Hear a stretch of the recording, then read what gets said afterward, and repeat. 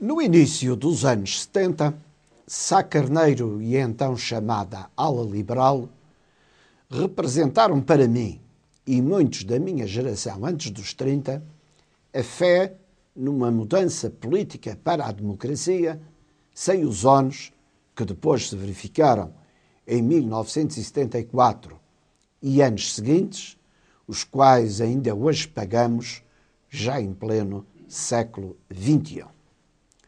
Assim comecei a minha presença no jornalismo, pugnando pela orientação que Sá Carneiro e a ala liberal defendiam, e foi com apreensão, a seguir confirmada, que os vi sair da então denominada Assembleia Nacional. Posteriormente, Sá Carneiro, já líder do partido, explicou-me não ter esta retirada qualquer outra alternativa, pois o regime ditatorial não cumprira os compromissos de reformas democráticas que com ele havia assumido. Pelo contrário, endurecera ainda mais, até sem civismo, hostilizando pessoalmente os parlamentares democráticos. Devo muito da minha formação e carreira políticas a Francisco Sá Carneiro. Era uma personalidade fascinante. Desde a sua cultura e trato humano às sólidas concepções sobre Portugal, passando pelos seus métodos dialéticos de combate político. Prioritava objetivos, identificava o adversário e seguia-se uma lógica pragmática de ação onde não havia lugar a hesitações nem aos rodeios, hoje chamados de politicamente corretos.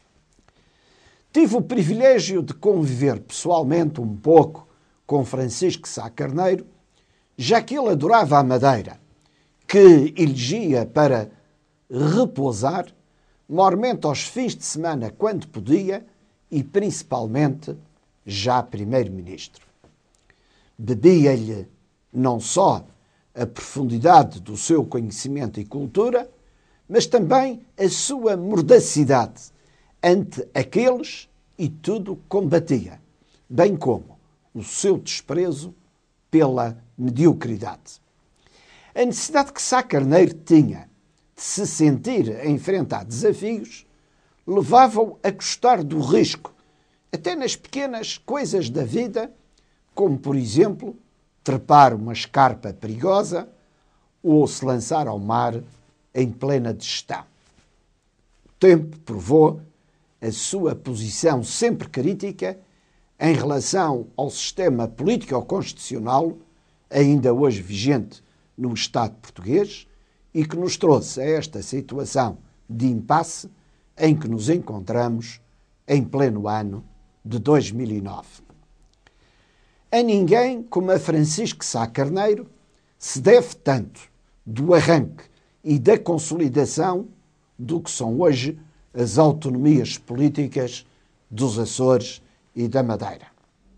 Entendeu, como poucos, as realidades insulares e as motivações legítimas dos seus povos.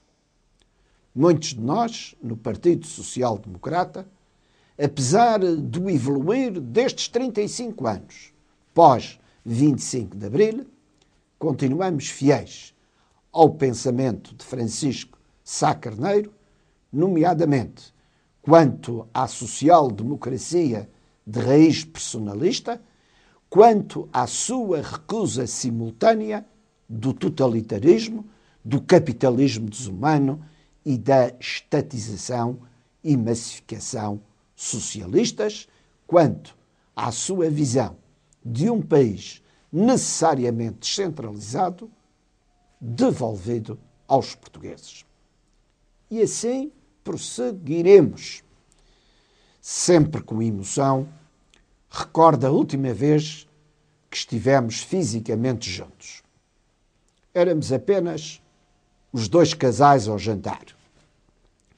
O general Soares Carneiro fora lançado como candidato presidencial da Aliança Democrática contra o general Ramalho Yanes. Eu contestava a Sá Carneiro, então felicíssimo com o retorno ao PSD de dissidentes do anterior movimento Opções Inadiáveis, eu contestava-lhe o não continuar primeiro-ministro ante uma vitória de Yanes.